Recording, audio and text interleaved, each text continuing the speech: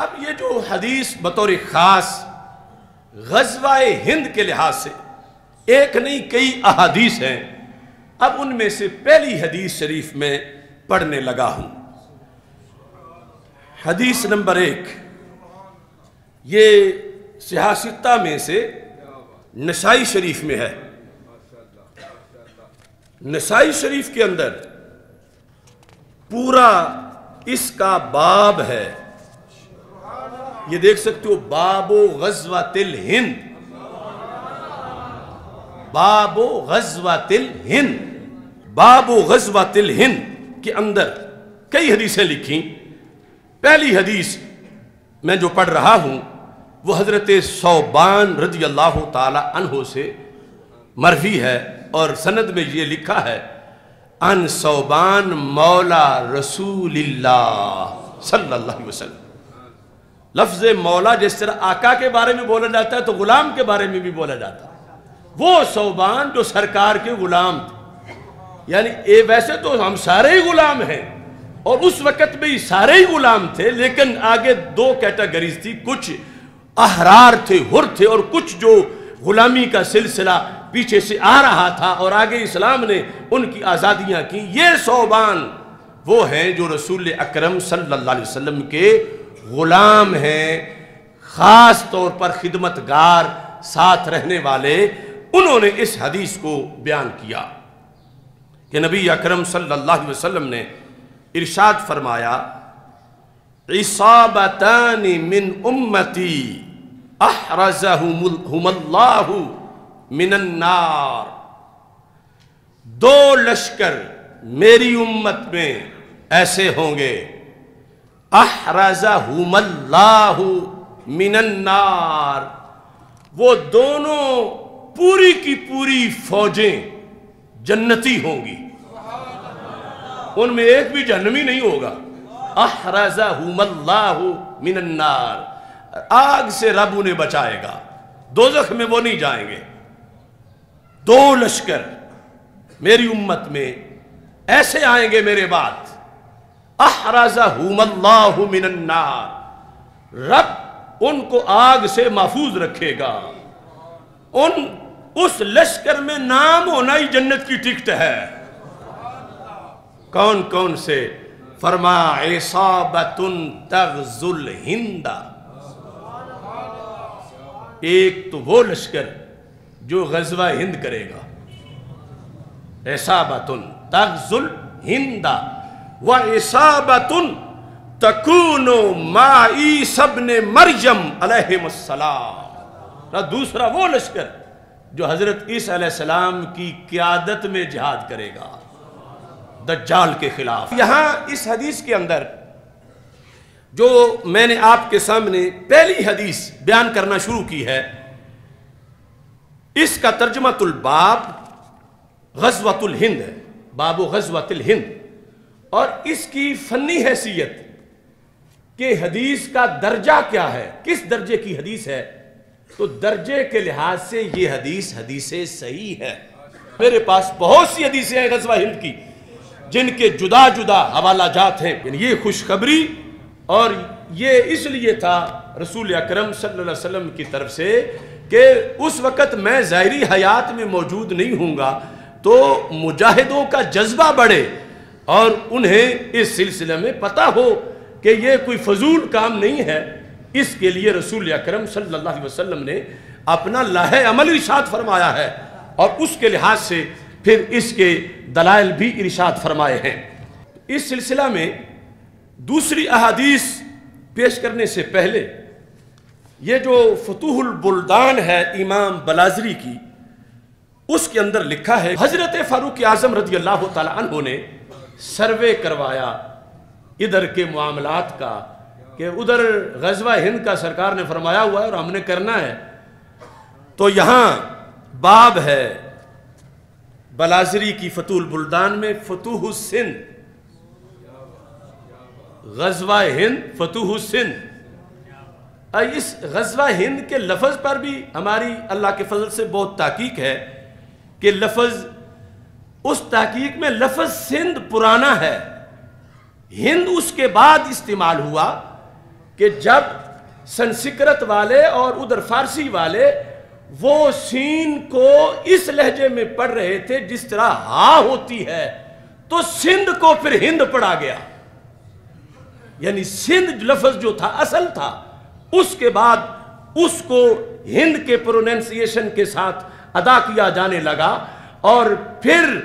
اس کے آگے جو مراحل ہیں وہ بھی سارے حوالہ جات ہمارے پاس موجود ہیں۔ بہرحال یہاں یہ صورتحال ہے کہ حضرت فاروق اعظم رضی اللہ تعالی عنہ نے لشکر بھیجا تھا بحرین اور عمان میں 15 ہجری کو، تو اس میں حضرت عمر رضی اللہ تعالی عنہ نے ادھر بھیجا تھا حضرت عثمان بن ابی العاص ثقفی کو اور ان کے بھائی حکم کو۔ جس وقت وہاں سے فتوحات کا سلسلہ مکمل ہوا، فلما راجع الجیش کاتب الی عمر، حضرت عمر رضی اللہ تعالیٰ عنہ کو لکھا کہ یہ علاقے تو ہم نے فتح کر لیے، اب آگے کیا حکم ہے؟ فکاتب الیہ عمر، تو حضرت عمر رضی اللہ تعالیٰ عنہ نے جوابی خط میں لکھا کہ تم مجھے جانے سے پہلے یہ جو طریقہ تھا کہ سروے کر کے بتاؤ ہند کی سرزمین کا اور اس کے رستوں کا، اور یہ جو بحری رستہ ہے اس کے لحاظ سے مجھے تم خبر دو۔ اور اس میں آگے دیبل تک کا ذکر موجود ہے، اور یہاں لکھا ہے کہ جو رپورٹ پہنچی وہ ایک دوسری غزوہ یعنی بحری جنگ کے لحاظ سے، یہ ذہبی نے سیر اعلام نبلاء میں لکھا ہے کہ بتایا گیا کہ یہ جو سمندر ہے اتنا بڑا سمندر ہے کہ اگر موجوں پہ آیا ہوا ہو تو پھر کشتیاں ڈوب جاتی ہیں، اور اگر ٹھہرا ہوا ہو تو اس کی اتنی ہیبت طاری ہوتی ہے بندہ پاگل ہو جاتا ہے۔ تو حضرت عمر رضی اللہ تعالیٰ عنہ نے کہا میرے نزدیک ایک فوجی کی جان ساری سلطنت سے زیادہ قیمتی ہے، تو ابھی میں نہیں بھیجوں گا، ہم اپنی بحری قوت مزید مضبوط کریں گے تو پھر بحری جنگ ہم کریں گے۔ اب اگلا مرحلہ جو حضرت عثمان غنی رضی اللہ تعالیٰ عنہ کا تھا، تو آپ نے جو حضرت عبداللہ بن عامر بن قریظ کو عراق کی طرف بھیجا، یہ رستہ جو عراق سے ایران اور آگے بلوچستان، اس کی لحاظ سے حضرت عثمان غنی رضی اللہ تعالیٰ عنہ نے حکم دیا عبداللہ بن عامر بن قریظ کو ان یوجہ الی صغار الہند، کہ کسی بندے کو آپ ہندوستان کی سرحدوں کی طرف بھیجو۔ حضرت عثمان غنی رضی اللہ تعالیٰ عنہ نے حکم دیا، اور جو پورا سروے کر کے آئے کہ وہاں کیا حالات ہیں، جنگ لڑیں گے تو کیسے لڑیں گے، جو اس نقطہ نظر سے معلومات ضروری تھیں، تو حضرت عبداللہ بن عامر رضی اللہ تعالیٰ عنہ نے اس کام کے لیے حکیم بن جبلہ عبدی کو بھیجا۔ تو حکیم بن جبلہ عبدی یہ بر صغیر کا سروے کر کے واپس پہنچے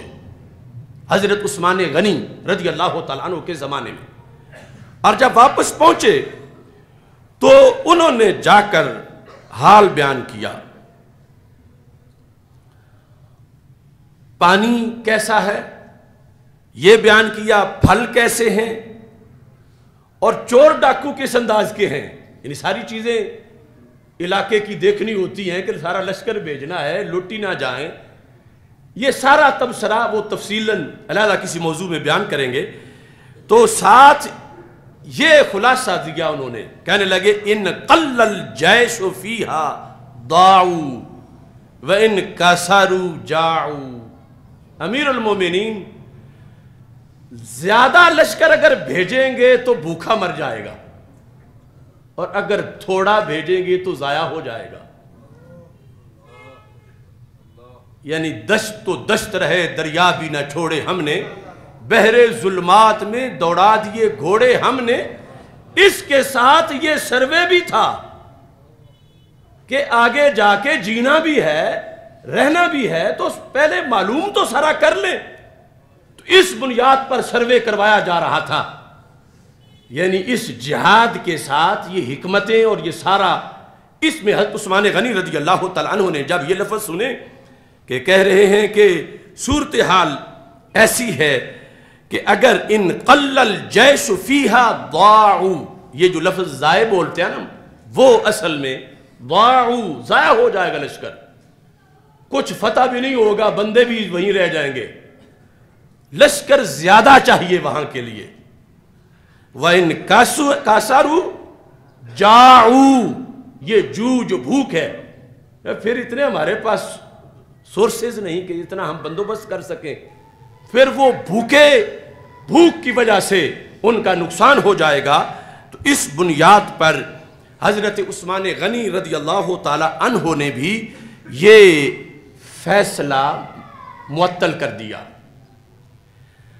آگے بلازری کی روایت کے مطابق پہلا لشکر جو ہند کی طرف آیا وہ مولا علی کے حکم پہ آیا رضی اللہ تعالیٰ، اور دوسرا جو آیا وہ حضرت امیر معاویہ کے حکم پہ آیا رضی اللہ تعالیٰ، باقاعدہ اس کا 44 ہجری لکھا ہوا ہے۔ تو یہ ابھی ایک حدیث جو پہلی تھی اس کے لحاظ سے چند امور آپ کے سامنے ذکر کیے، اور اب اس سے اندازہ لگائیں کہ ہمارے محبوب تو کوئی جگہ اندھیری چھوڑ کے ہی نہیں گئے کہ آج ہمیں ضرورت ہو تو ہم کہیں یہاں بلب نہیں لگایا تھا اور یہ چوک تو پتہ ہی نہیں چل رہا کہ دائیں مڑنا ہے بائیں مڑنا ہے سامنے جانا ہے۔ سرکار کو رب نے علم ہی اتنا دیا تھا کہ میرے آقا صلی اللہ علیہ وسلم نے ہر گلی، ہر چپے اور ہر گھڑی کے لیے امت کو جو چاہیے تھا سرکار عطا فرما کے گئے ہیں۔ تو یہ ایک جھلک غزوہ ہند کی میں نے آپ حضرات کے سامنے پیش کی، تو اسے چاہیے بڑے فورم پر بیان کرنا چاہیے۔ تو 30 مارچ کو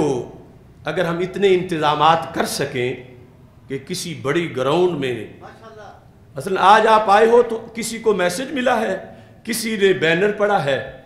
لیکن یہی موضوع آپ جتنا شوق سے سننا چاہتے ہو اتنا ہی لاکھوں کروڑوں اور بھی سننا چاہتے ہیں، ان کو اطلاع ہی نہیں، ان کو پتہ نہیں کہ یہ موضوع بھی منبر پہ ہوتا ہے اور یہ بھی ہمارے نبی علیہ السلام نے فرمایا ہوا ہے۔ تو اس بنیاد پر میں سوچ رہا تھا کہ ہم عقیدہ توحید سیمینار کے ساتھ، جیسے سنی کانفرنس کا ہمارا عنوان ہے اور سنی سیمینار ہم کر چکے ہیں، ایسے ہی ہم اس کے ساتھ یا تو غزوہ ہند کانفرنس رکھ لیں اور پاکستان زندہ باد کانفرنس رکھ لیں، جس میں پوری قوم، پوری مسلم امہ اور بالخصوص پاکستان کی فوج کے جو جوان ہیں ان کے لیے سرکار کے اتنے فرمان موجود ہیں تاکہ یہ علم جو صدیوں سے کتابوں کے پیٹ میں ہے اس کو ظاہر کیا جائے۔ توحید و رسالت کا نعرہ دنیا میں لگانے نکلے